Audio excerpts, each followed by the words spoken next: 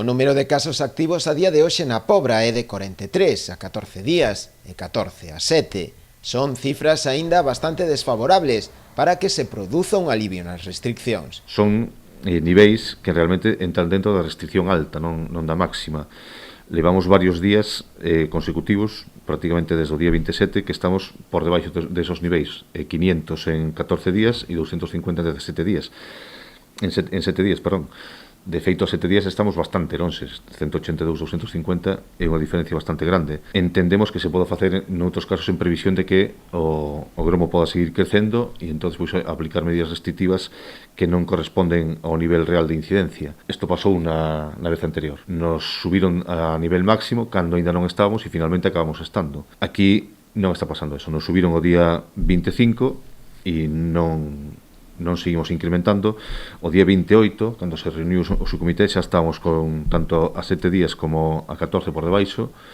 Por lo tanto, solicitamos que revisen que cos datos que teñen sobre a trazabilidade, sobre o coñecemento que teñen de como se están transmitindo os casos no noso concello, se hai cuarentenas en marcha, se hai moita previsión de que se produzcan novas deteccións de casos, entonces entenderíamos que se toma a decisión de seguir na restricción máxima.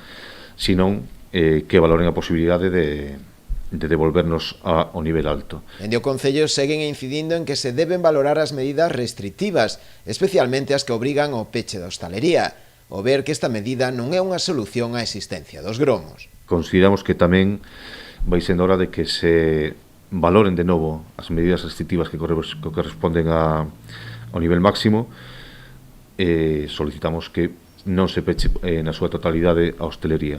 Levamos demasiados meses afectando a este sector de maneira moi acusada e nesta situación de maior vacinación, donde as medidas aparte de hostelería se foron incrementando, pensamos que debe de valorarse a posibilidade de que xa non sexa o peche de hostelería a solución que se dá sempre aos gromos. Aínda así confían en que a situación mellore nos próximos días e se produza unha baixada de nivel.